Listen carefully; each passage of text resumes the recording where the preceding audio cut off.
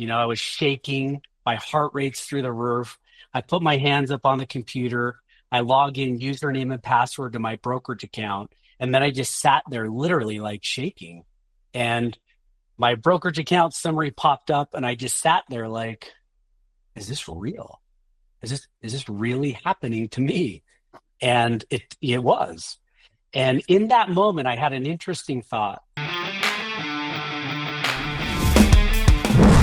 Startups with Stu is a podcast for anyone living or wanting to live the startup life, either as a founder or a team member.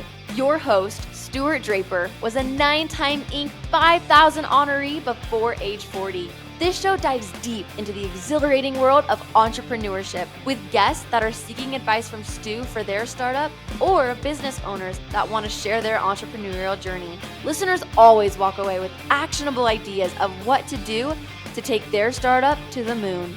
Startup life can feel like a roller coaster ride.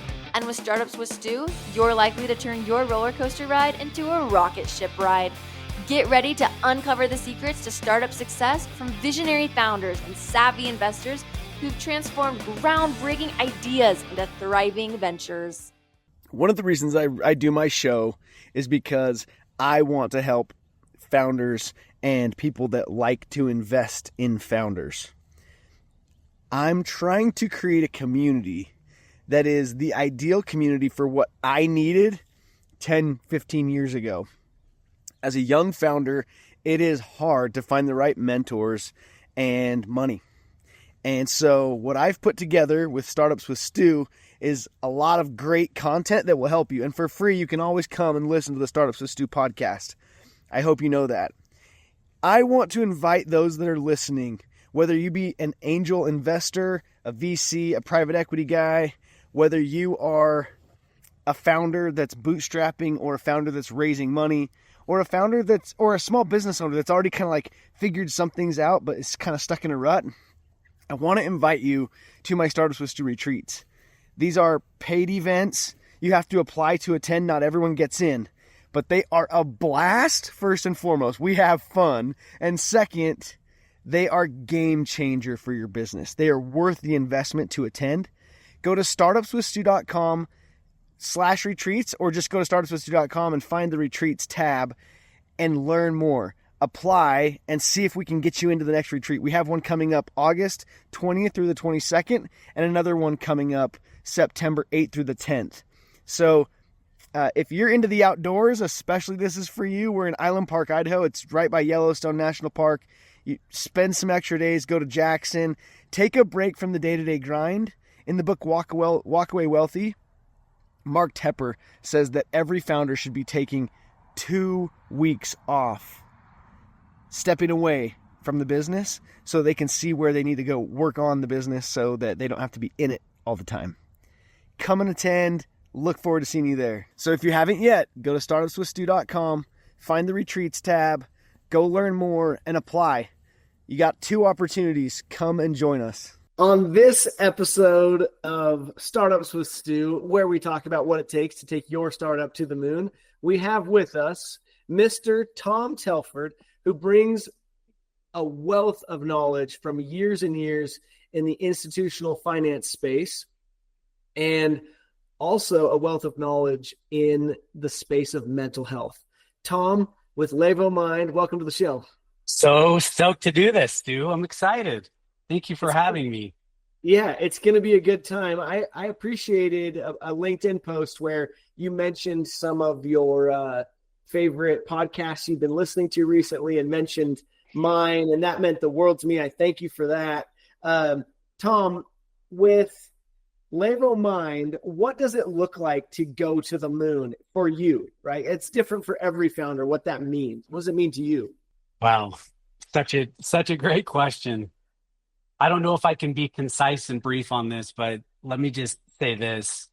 When we started LÉVO 3.5 years ago, we actually spent a lot of intentional time thinking about what is this business? What is it going to do? What's our goal? What's our mission? What's our vision? And to be honest, the collective answer with my partners to that is a little bit different than me personally.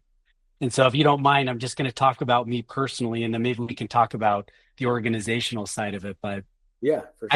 you mentioned this, I spent 20 plus years in institutional finance.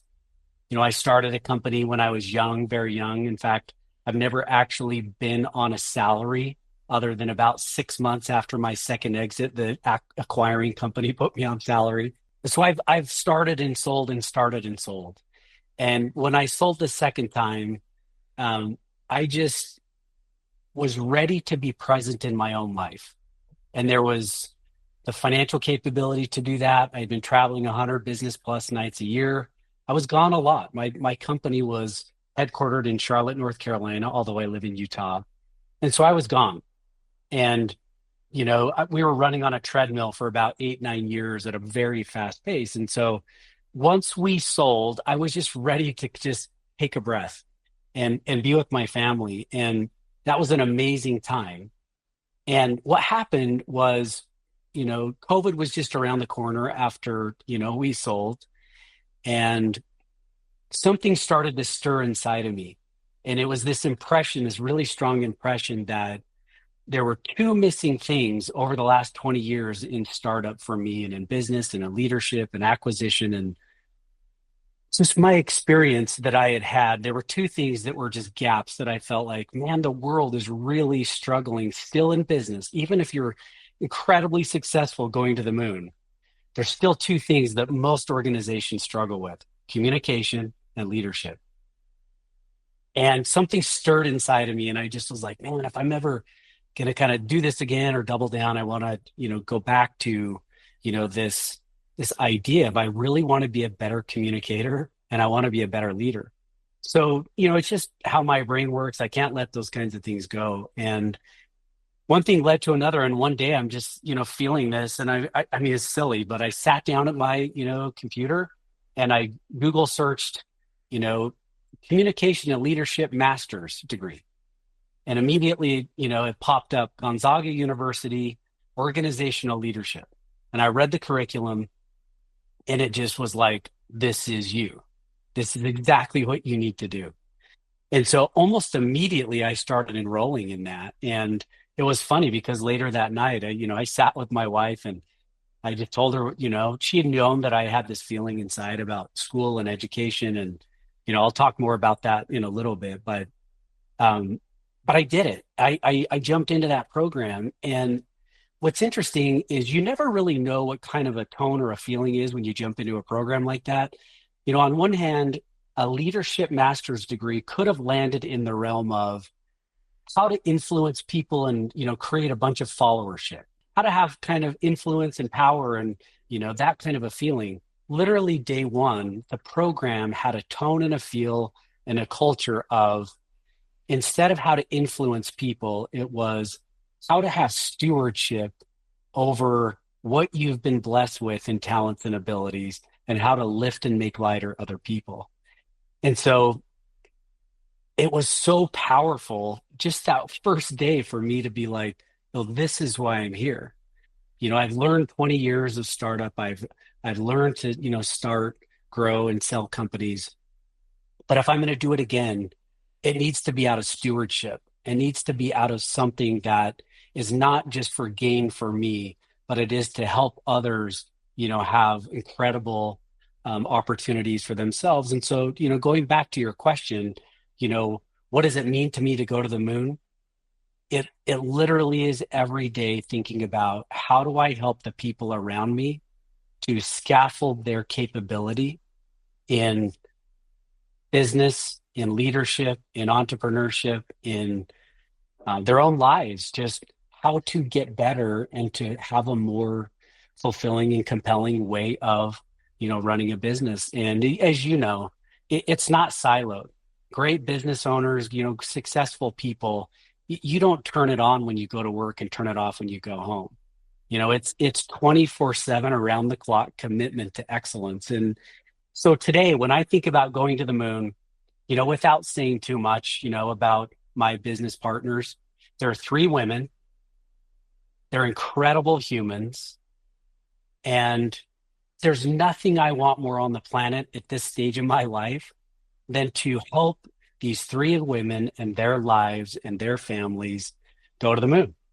I can't think of better people to become successful, wealthy, have opportunities than these three women, in their lives. And so that's deeply meaningful to me, that whatever finish line we're going towards, whatever that looks like, I really want these three women to kill it.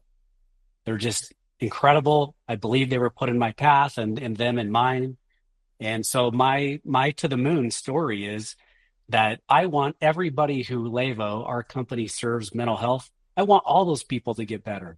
I want their lives to get better. I want them to have hope in their life. But when I think about that trajectory selfishly for what I want, it's to really help these women be incredibly successful. And my prior life, I was so blessed to meet some incredible mentors and people that, to be frank, I mean, I've always been the slow kid in school, struggled big time, ADHD, 17 on the ACT. Like I was like voted most likely not to succeed, and yet I had incredible people come into my life who just helped me get to these other planets in terms of opportunities and success. And so, I think about the business and really what I want to do. And my goal, when I write a goal out, in my journal and when I write out of my business plan, my goal is to become the most generous mental health business owner ever. That is the goal.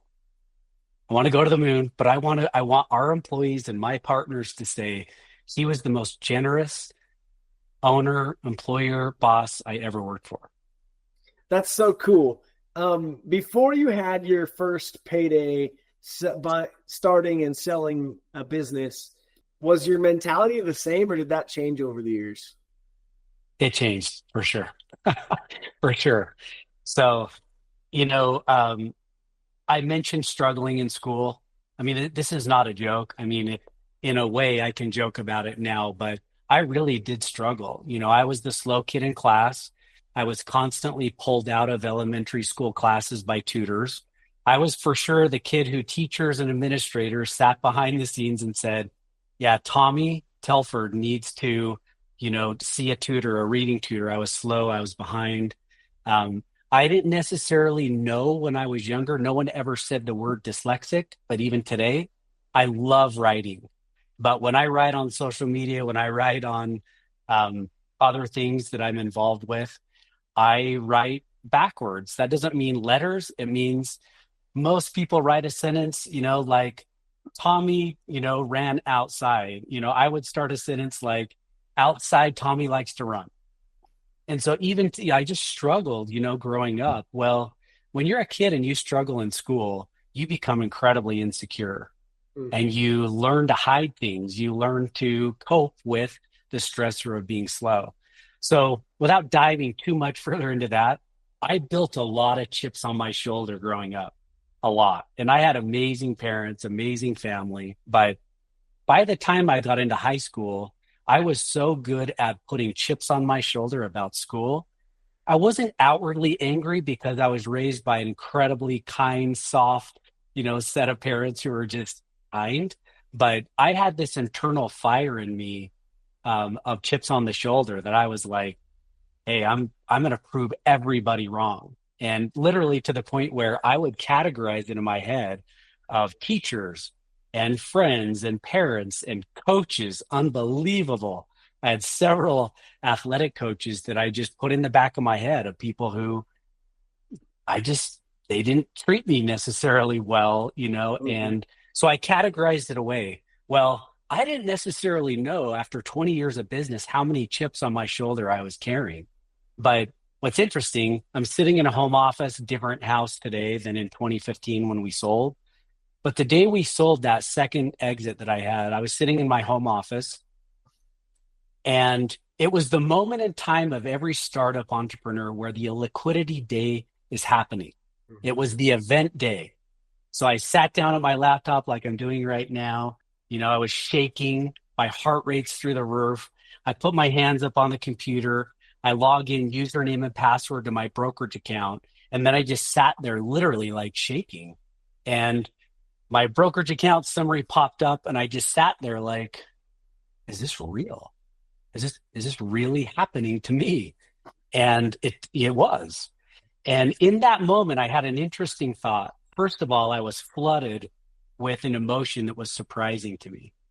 And the emotion I thought was going to be elation and stoke and excitement and all this stuff. But the emotion actually was anger. It actually was a bit of kind of like a little bit of an anger feeling. And it kind of surprised me.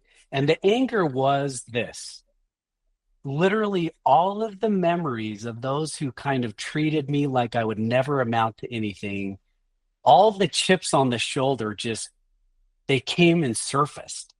And it was almost like this inner dialogue of, I mean, I was kind of double birding the air, kind of like, screw you, like literally going down the list of everybody who I had remembered who just kind of said, you're not ever going to amount to anything. Yeah, the And it people that was, make you feel like you couldn't do it, all of a sudden you had yeah, done it, and rather than feeling just happy for yourself, you felt this feeling of like, aha, I got you, kind of yeah. exactly, Stu. That's exactly how I felt. And I hadn't known consciously how long I had been living off of I told you so, chips on the shoulder energy.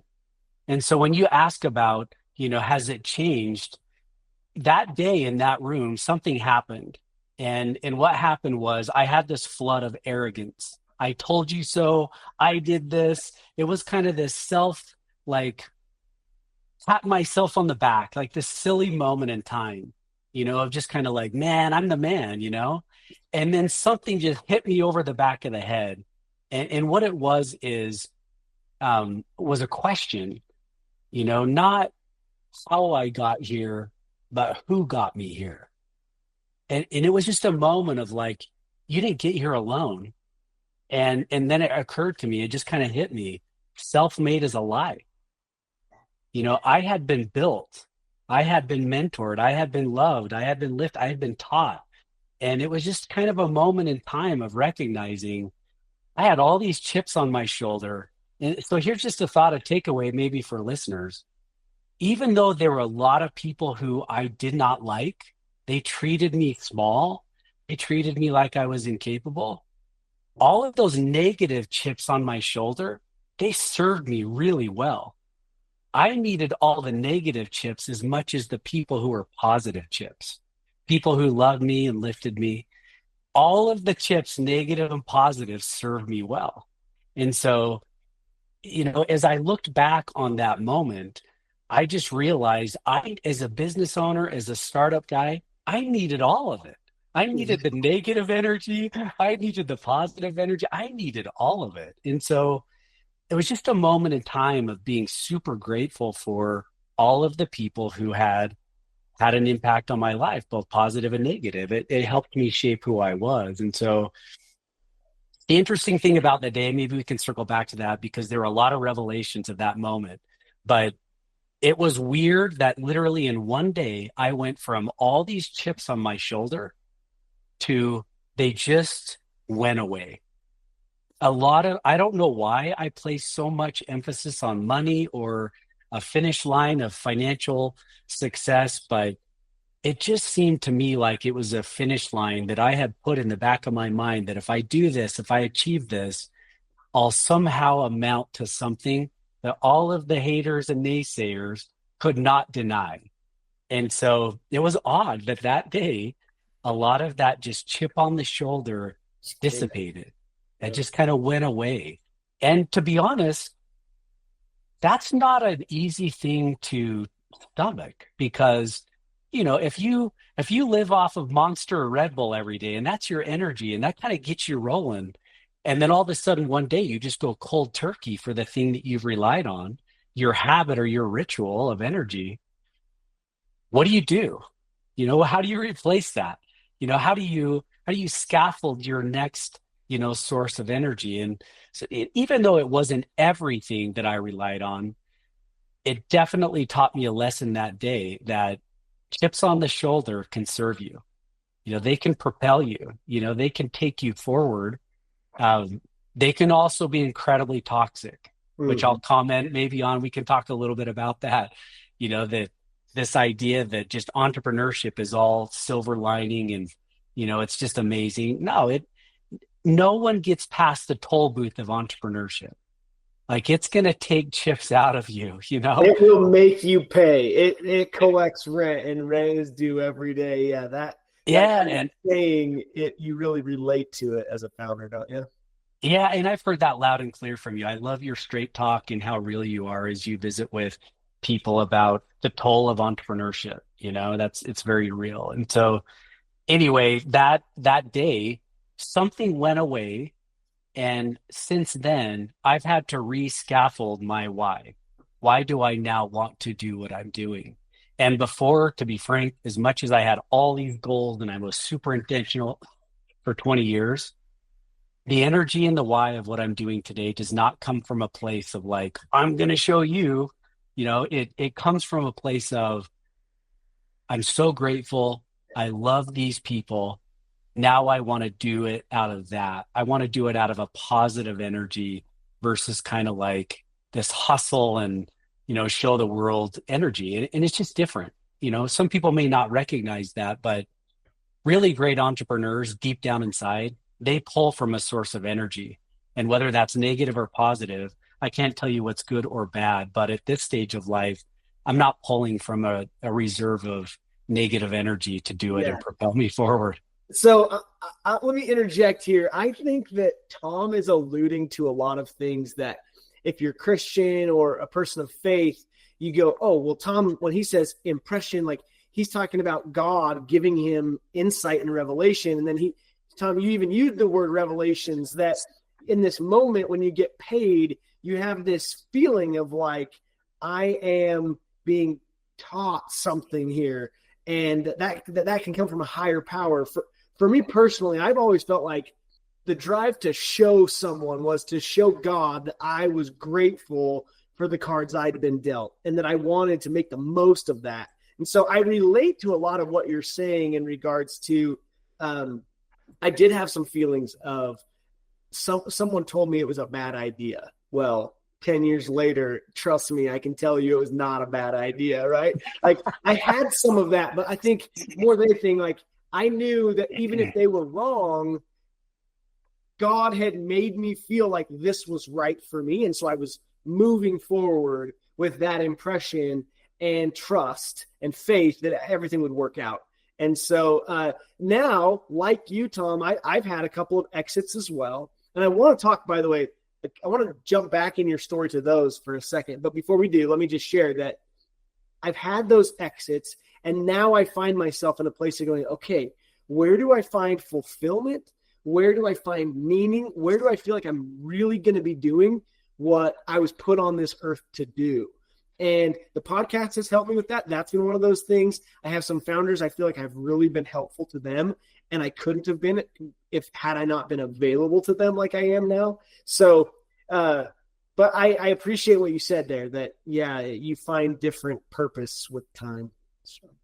Yeah, I love that, Stu. So you caught onto a word there that I just want to just go back to and highlight it, because the word meaning is an entirely different expression for me today. And I heard that when I was younger. What is your purpose? As I said, I was very goal driven. At 21 years old, I came home from an LDS mission in Minnesota, and in literally morning one, I woke up, sat up, and had this feeling, you need to write a life plan. I don't know why, but pre-mission, I was such a mess. I lacked discipline. As I said, I was a mess in school. I was a horrible student. And yet for 2 years, I had just been taught that if you want to be successful, you got to set daily goals and go out there and work towards them. And I wasn't perfect in those goals every day, but what the success of returning from a mission was, I had built self-discipline. And I had learned to live and feel happy in my own skin, and I didn't before. And so I woke up day one and just thought, I want that. I want to still feel good in my own skin. And so I need to have self-discipline and mastery. And so I wrote a life plan, literally. And the life plan was so ignorant, but I loved it, you know? And what I wrote literally in the life plan that day was, in double my age, this is how ignorant I was, but I was 21. And I just thought, hey, double my age, 21 years from now, I should be able to be done. Like if I should be done financially at 42, right? And so I literally caught on to that. And my brain is so obsessive. I'm so addictive, in terms of personality type. I wrote it down, therefore it must be in stone. Yeah. And I literally backed into a plan, and this is no joke. I did it. I just got after it every week, every month, every quarter, every, year. I would just set the goal, work back into the plan, and then just do it. And what's interesting is that goal, all those goals gave me so much meaning and purpose because I believed it. I just thought if I just work towards it, I'll, at least from, what I can control, I know I'm going to have success because, been taught all my whole life, hard work yields results all the time. It may not be tomorrow, but hard work always pays Eventually. dividend Yeah. eventually. And so what's interesting about that is that the day that I sold the second time, sitting in my office in 2015, I was 37 years old. And it was a moment in time of, look what meaning has done to me. Just having a clear meaning and purpose. And even though I'd become a father and, I was married and my family was just so critical to me, but I never gave up on this meaning of this goal planning, life plan. And so meaning is real, and attaching ourselves to something that's deeply meaningful to us. What's interesting in the life plan, be done at 42. I was quote done at 37. I'm not done anymore, which we could talk about. I've doubled down and then some. But one of the cool things, Stu, that is in that life plan, I grew up ski racing. So I grew up ski racing. I'm a ski bum. That's why you can see the skier behind me. It's this painting of, this great sport that I love. Well, I grew up ski racing at Snow Basin Ski Resort.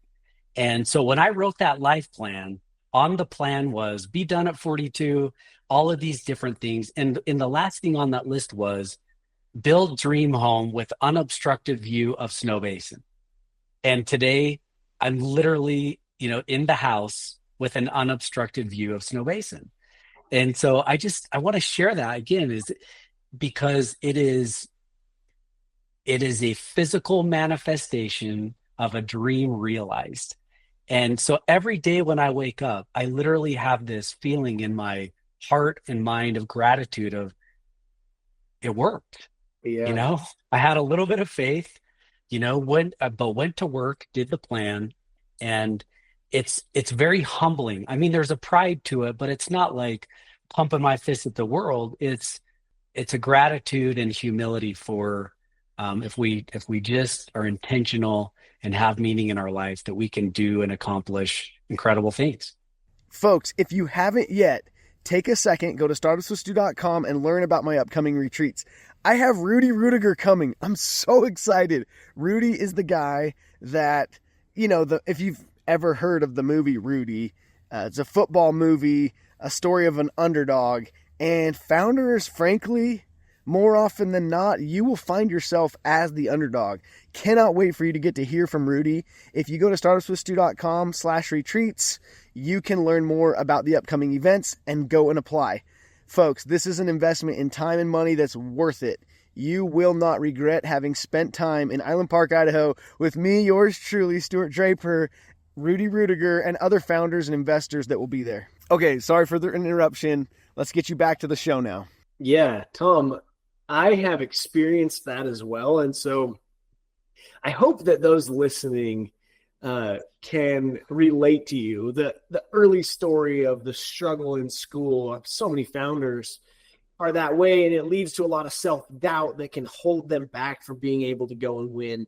So you're proof that if you stick with it and work hard and you create a good vision and then you work to make it a reality, you can. My wife, by the way, she'll joke that, like, I want to be careful to tell you this, Stu, because I know that if I tell you this idea or goal or dream, then you're going to go make it a reality. And it's because I've just learned how to work backwards from a big goal. Right? I've learned how to let myself dream big and then say, okay, if I want to make that happen, then I got to work backwards to what it takes today and make sure I do today what it's going to take to get there. And years and years of work have proven to me over and over again now that that's how it works.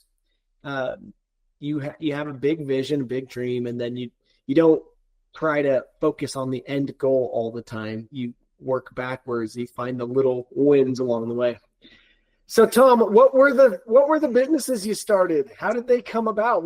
How did you? I think a lot of entrepreneurs, they go, well, I want to be an entrepreneur, but I don't know if my idea is good enough. You've done it twice, so you found two different good enough ideas. Tell us about that. Yeah, I didn't start that way, to be honest. It wasn't ever, hey, I have an idea, I'm going to start. Again, this kind of goes back to that day of recognizing, not how. Don't ask, how am I going to like kill it, or how am I going to make a ton of money someday? My encouragement for listeners is to change, the H and the W to who. Who can I watch, learn from, ask questions from? I believe in mentorship, and then some. I 100% believe that. And so, you alluded to faith, you alluded to God. I am someone who believes in prayer. And this is my prayer as an entrepreneur. Dear God, please bless amazing humans who are knowledgeable and expert in an area to come into my life so that I can learn and emulate what they know. And please guide my steps, that the choices that I make and the things that I do allow me to come in their path.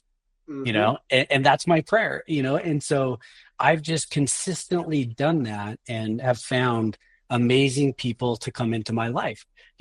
Just as a sidebar on this topic, so my prayers have been very specific about what I'm doing now, the last several months. Well, what's interesting is, how did I meet you, Stu?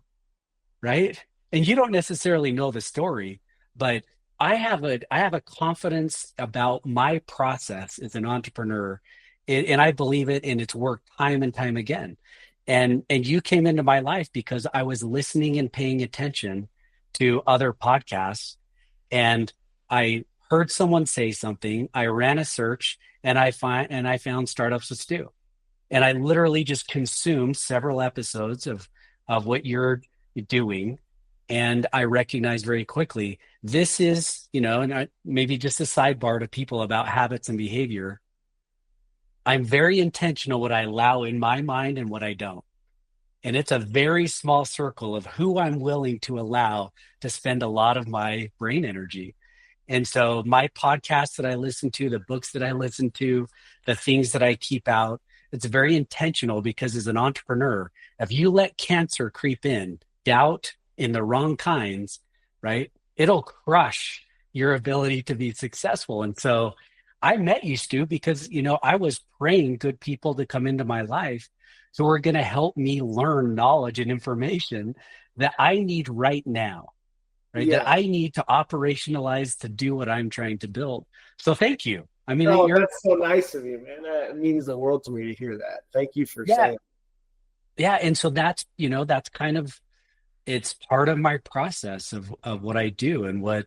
Well, because who, not how, like I think a lot of people, they take it for granted, the who part.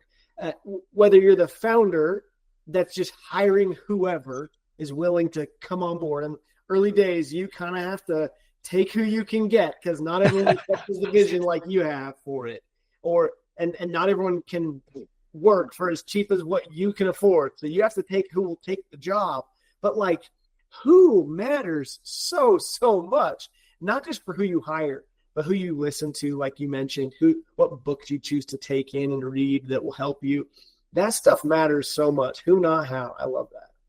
Yeah, it does. And so to go back to your original question, when I came home from, that LDS mission at 21, literally day 3, a neighbor of mine, really successful guy, someone I respected a lot, calls me up and he's like, hey, Tom, I want to take you to lunch and talk to you about, working for my financial planning firm. And I was like, okay, I like to eat. I can't even spell financial planning, let alone know what that is. But, I mean, I was a ski bum. Like, I want people to hear that loud and clear. Like, I was going to be the guy in a van down by the river with a ski rack on it. Like, that's what I envisioned my life to be like. And so when he took me to lunch and told me that what he was doing, I mean, this is literally just how I thought, this is a successful guy. He wants to hire me. He believes in me. I heard this recently on another podcast. I don't know if you've heard of case studies or Casey Baugh, Yeah, but great, Casey, great show. yeah, yeah. I mean, I love Casey, and I don't really know him well, but he's a great guy. And he recently had on Bonnie Cordon, who's a leader, in the LDS Church. This amazing woman. Well, on that podcast, Bonnie said this term that I just love, and she said, "I've always been blessed with people who breathed and spoke confidence into my heart." And I just love that idea. And that day, my neighbor breathed confidence, into my heart. He just was like, I got you. I'm going to teach you the ropes. And I was like, cool, man. So I went to this financial planning firm at 21 years old, and I began quickly to learn the financial planning, the investment advisory world. Within a few months, had all of my license. So I'm a true freshman in college. I have my insurance and securities licensure, and I was going to school full time, and I was working in that financial services firm. And so at a very young age, I was learning financial planning while I was going to school, and I ended up studying professional sales at Weber State University. That's where I finished. Just a sidebar for people who are listening and thinking about financial planning. Financial planning is really an industry of connection, communication, and trust building eyeball to eyeball. It is not an industry of tons of analysis and, sitting and running spreadsheets.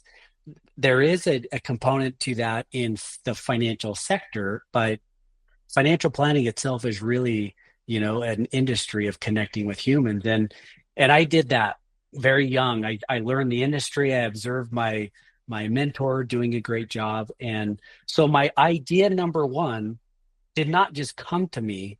It was built. It was scaffolded. It was someone else saying, hey, you ought to consider this industry. And then I just ran with it. And so that very young financial planning career, it moved from individual clients, people, successful people, and it morphed slowly into the institutional financial sector. Again, I was in Newport Beach.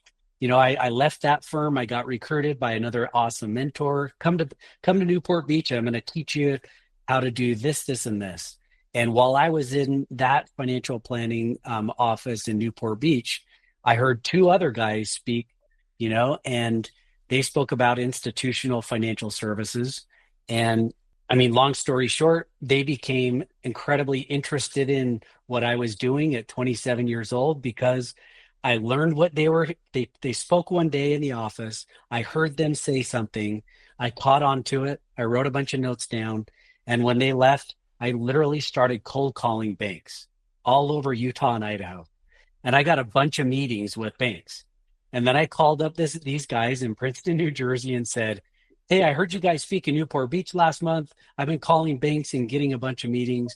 I need someone to come to Utah and go to all these meetings with me. And they were just like, what?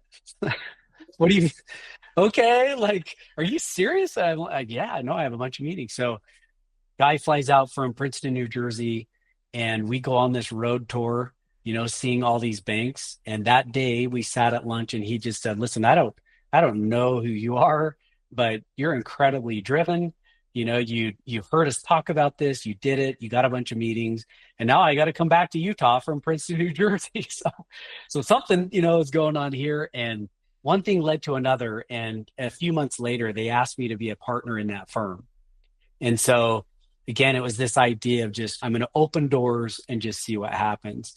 Those guys became some of my best mentors that I've ever had. They were so successful. And I won't talk about dollars, but what those guys were doing financially was off the charts in the financial sector. It wasn't just like 10x above personal financial planning. It was 100x in institutional planning. The transactions went from 1 to 2 million, of assets under management to 50, 60, 100 million. I mean, it was just different. It was a different, speaking of going to the moon, these guys had gone to the moon. And I was this 20 something year old just sitting at the feet of these giants, taking it all in. And so that was my first idea, is it was learned from these giants in a sector who were killing it at a high level. And, just maybe a sidebar for younger people who may be listening, you may think to yourself, I don't know anything. I'm not an expert. Like, I don't know how to do that thing.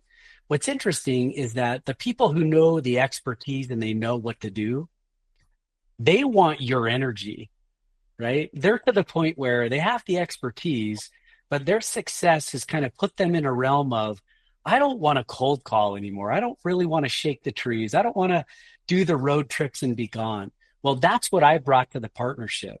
I was hungry. I had chips on my shoulder. I had a world to prove, like, hey, I'm worth something. And that was incredibly attractive to them. And so that worked out. They had expertise. I had energy and drive. And we had this partnership that just killed it. And so, the first ideas that I came, as an entrepreneur into were from the financial sector. Well, in 2007, everything came to a halt. Banks were not doing anything because banks were failing. People were walking in and turning their car keys in and turning their house keys into banks. So Mm-hmm. banks came to just a halt. Well, about the time that the community bank market was slowing down, my partners had all the financial capability in the world to weather the storm. I was young. I was like, I can't afford to just wait it out. I got to do something. Well, again, what do I do? I'm nervous. I praying, literally, like, God, put someone in my life who's going to teach me this and help me get through this. Well, a guy did. He came into my life and he taught me that the same thing that I was doing in banks, I could be doing in credit unions. Mm-hmm. Banks and credit unions compete. And so I started to do my research and education on how could credit unions do the same type of stuff. Well, about the time that I was ready to like launch into it, the community bank market really came to a halt. Well, it wasn't just that it came and slowed down. People were going to their banks so mad, pulling all of their deposits out of the bank and taking them to a credit union. Credit unions couldn't speculate on real estate development. And so, people's money was just, leaving banks and going to the credit union space. And so credit unions ballooned at the same time that I was launching this second firm. And so I hired some people, some talented guys, and said, hey, I'm going to teach you this. We're going to do this in the credit union space, the same I've been doing in banks. And so that was, right, one idea led to the next idea. I executed on it. And within a year after launching that firm, my biggest competitor in that space became my partner. We merged our firms together. And that was ultimately, the firm that we just went on a treadmill sprint for 8 years. We took the company from 40 institutional clients to above 450 institutional clients. And it was that company that in 2015 we sold to Arthur J. Gallagher, which is a Fortune 500 publicly traded company. Fantastic. So you have this mega payday, and as you're considering making the payday and taking the money versus continuing to grow, what were some of the things that helped you make the decision that it was the time to go for it and do a deal? A sell, you mean? Yeah. Yeah, I mean, it's a great question. A number of things. One, as a startup entrepreneur and someone who kind of gets into the cycle and kind of watches what's going on, there's always two things that I want to feel. And it's really a feeling for me. And you feel it as much as you can see it. And that is validation. Do I have validation that this is a sustainable, profitable, market fit company? And the second is momentum. And the interesting thing about that time was we had such high levels of validation from clients seeking us out. There's an awesome feeling when you're not always soliciting to do the business, when people are seeking you out, when competitors, people want to join your firm instead of staying where they're at. Like, validation and momentum is magic. And so that was just this moment in time of like, wow, there's a lot of industry, validation and momentum. And then we started to feel acquirers reaching out to us. So ultimately, that energy of people seeing what we were doing and wanting to buy us, it was just kind of this blend. It was this smoothie of like, hey, we have something here. Well, at the time, internally, what was going on too was there were three of us who owned the firm. And so me and two partners, and I was 20 years younger from the other two. And so there was this moment in time of like, this company has gotten big and successful, so much so that two of us couldn't buy the other one out without serious capital. And we also just were in a moment of transition. One of our partners, this woman, amazing woman and mentor, Chris Burns Fazzi was her name. She was 64 years old. And she's like, guys, this has been a fun run. Like, I want to go spend time with my family. I want to, continue in my nonprofit foundation in Guatemala. She just had other motives and interests. So Yeah. that combination of all of those things, it just felt right for us that we needed to have an exit, a liquidity moment. Yeah, I mean, that's all of those things combined just kind of felt it was right.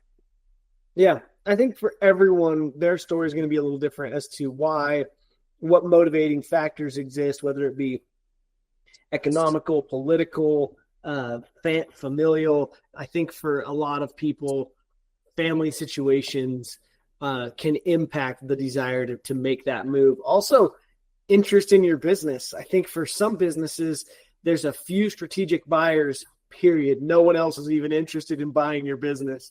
And then in other businesses, you could go to a an investment banker, and they can bring you 70 interested buyers, which was the case for Stuart.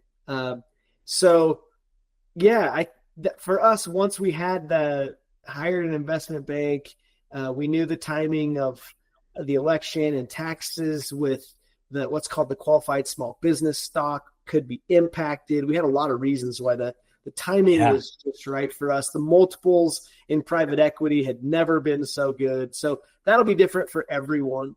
But Tom, with LÉVO Mind, let's wrap up with a little bit more about LÉVO Mind and what's the best way for people to get involved and help with your mission there. So you're helping people fight mental health battle. Tell us more about how you guys do that and how other people can support it, go find it and get involved. Yeah, so quick just connector between the stories. So when we sold that company in 2015, we had a 3-year earnout. And so I had this runway until 2018. And my wife and I very, intentionally said, what do we want our lives to look like post this? And, because I had been gone for 100 business nights a year for a number of years, I was ready to ride bikes and ski and make peanut butter and honey sandwiches. Like, I just wanted to be present in my own kids' lives and to be gone less. And so we intentionally just said, you know what? Liza is my wife's name. You chase your dream now to become a marriage and family therapist. And without getting all into the detail, she became a therapist. And when she finished becoming a therapist, roughly in about 2019, she had this moment where the owners of the counseling group that she was working for approached her and said, Liza, we know your husband's an investor. We know you guys could go do your own thing. We want you to stay. You're in high demand. And so we ended up, sitting with them and talking with them. And again, because the way my brain works, I wanted to know, tell me about the industry and where's this going and what's the state of mental health today? Well, one thing led to another. We ended up buying a third of that company and all of its commercial real estate. And they wanted us to really help mentor, drive, grow the company. And they wanted to buy more real estate because they had a need to put therapists in offices, and commercial real estate is, a decent opportunity to, invest. And so that led us into this, relationship with them. And that relationship over the course of the first year, again, my brain, tell me about it. What's going on? Well, I didn't know that over 50% of most people who go to counseling have some sort of mental health medication need, whether that's ADHD, anxiety, depression, bipolar, even down to, and most people don't know this, but hormone therapy is one of the most important things that you can have tested for your mental health. If your hormones are off, it's hard to have optimal mental health. And so that research of just what was going on in the mental health space regarding medication and assessment, it really piqued my interest and all of the other owners as well. And so, long story short, we ended up launching this sister company, and that sister company is LÉVO, a mind care company. And so, in the mental health world, the gold standard for mental health care is called the biopsychosocial model. Bio meaning the body, physically, what's going on. Psycho is the mental health, that is psychotherapy or traditional talk therapy. So my wife is a psychotherapist. She sits with people for an hour, talks about what's going on. And then the third component is the social, which is what's going on in your community, your family, your church, your social unit. And so the biopsychosocial is kind of that full assessment of what's going on. And LÉVO sits at the bio. And so when people are struggling in their mental health, they often think, I need to go to therapy. And in reality, one of the first things they could or should do is see a company like LÉVO to just assess physically, is something off? Is your vitamins off? Is your, you have medications that you're on, and how are they impacting your mental health? What are your blood markers? There's just a lot of physical things that need to be assessed for optimal mental health. And so today, that's what LÉVO does is, we partner with literally 300 plus therapists who are referring their clients to LÉVO for bioassessment. The largest health systems in Utah, Intermountain Healthcare, Mountain Star Hospital System, Aspen Grove Mental Health, Huntsman Mental Health Institute. We have partnerships with all of these organizations who refer people to LÉVO for our area of expertise, which is, again, the bioassessment, of what's going on in the body. So, yeah, that's who we are. That's what we do. We, from children to, senior citizens, we assess people for what's going on biologically in their mental health. And, I didn't dive entirely into it, but I will just say this. It is absolutely our area of passion, my wife and I, we have our own mental health story. She has a story. I have a story. My children have a story. And so today, to be in the space, I always say this, my wife opened the doors to all of the greatest, things that have come into our life, including, my prior life in the financial sector. She actually, even though it was my neighbor that started me, ultimately my track that I ended on was connected to her, her people that she knew in her life and in her personal network. And so Liza's been amazing. She's always taken us down, some incredible roads and paths. And that's still the case today in the mental health world that we're in. And so you mentioned the female founder and why that's important for this type of business. Tell me a little bit more about that. So you've got your wife involved, and then you mentioned two other women. My wife actually doesn't work at LÉVO. So LÉVO does not do any psychotherapy or mental therapy. We just do the physical assessment. And so oftentimes people know the term psychiatrist. So LÉVO is the person, the professional, the individual who can sit and assess, diagnose, and treat mental health conditions with medication. So there are men and women who can write prescriptions or non-prescriptive, care of conditions. And so not everybody who comes to LÉVO is on medication, nor do they need it, but there are other non-medication, tools that they can have. And so, but you mentioned something, Stu, about women. So let me just say this, going back to something I mentioned, several minutes ago, and that is the day that I sat in my office after that second liquidity event and had that epiphany of who, not how, there was just this moment of, no, how did I get here and who really got me here? And I literally wrote a list. It took me, over an hour. I wrote a list of every single person who had an impact on my life, that I could remember. And what's interesting is I went back over the list and I just started to notice, okay, where were the key intersections in my life? There was school age, there was high school, there was going on an LDS mission, there was getting married, there, all of these kind of key intersection points. And who were those people at those intersections? Overwhelmingly, they were women. Overwhelmingly. And so I just had this moment in time of like, I'm a man, I'm sitting in this chair today, so grateful for where I'm at. And who do I owe gratitude to? And there were a lot of men, don't get me wrong, great mentors. But at the really key moments where confidence was breathed and spoken to my soul, it was women. And so I just had this feeling in that moment in time of, if I ever am going to do this again, I really want to do it with women leaders. And I really want to try to intentionally elevate and lift within my power, not that they need it. Women are incredibly talented and capable people. But when the women came into my life that I'm partnered with now at LÉVO, it was this reassurance that this business needs to be majority women owned and operated. Mm-hmm. And so if you go to our website, that woman you're showing right now on the left, Andrea Beckstrom, that is one of the most incredible humans I've ever met. She is a mother to 4 daughters. Her husband's an attorney, very successful. For all intents and purposes, Andrea Beckstrom does not need to work. And yet, why did she come help start and build LÉVO? Because she is so committed to lifting other people. It's remarkable. The heart of that woman is unbelievable. And there are other women, Beth Waldron, who's our president, and Stacy Davies, who's our director of clinic services.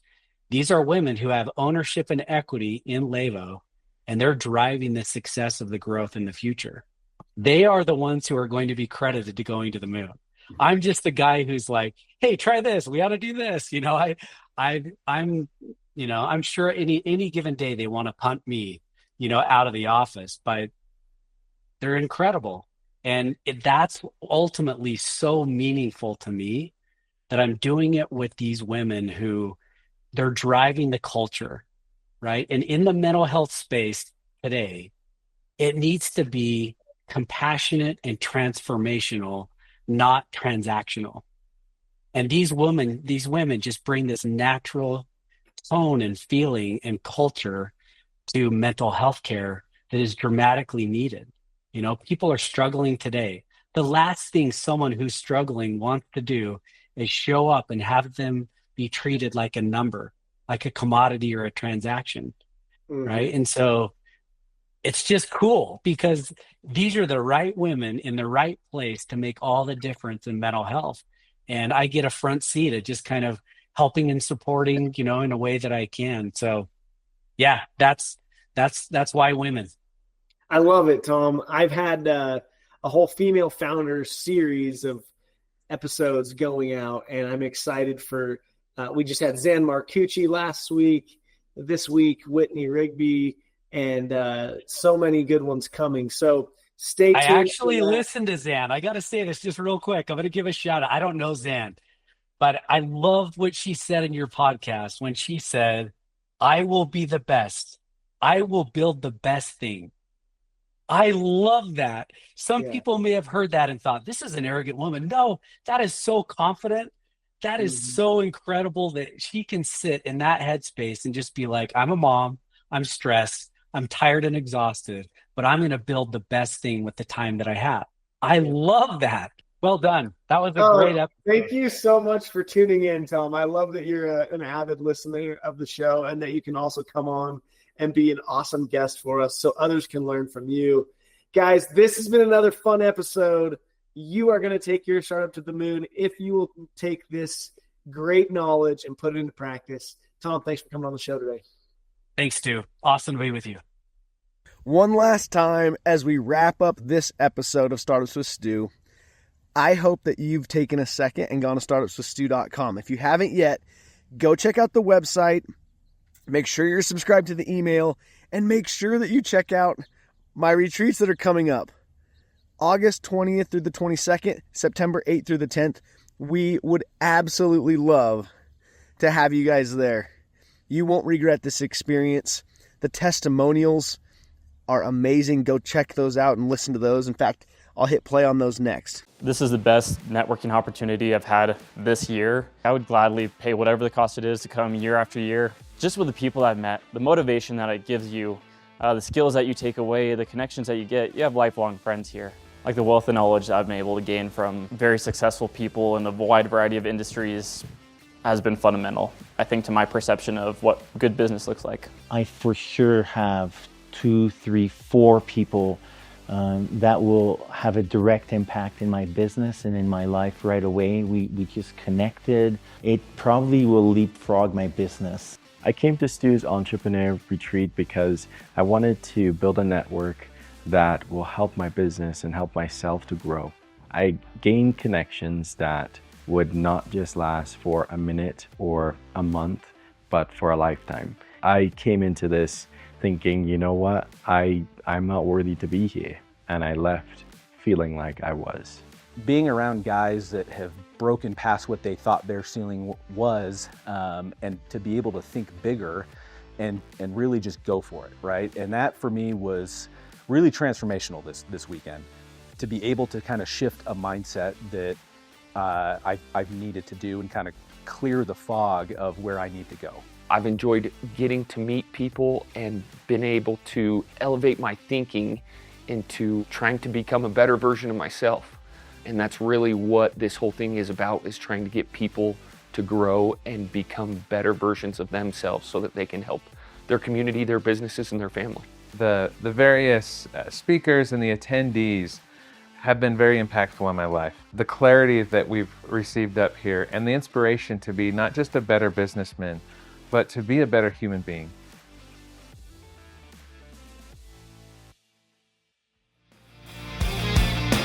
Thanks for joining me on Startups with Stu. We have big goals to help millions of entrepreneurs. If you enjoyed this show, please take a minute to share it with someone else that needs to hear it, or leave a review. Remember, success is within reach for those who dare to dream big and take action. Until next time, keep pushing forward on your entrepreneurial journey.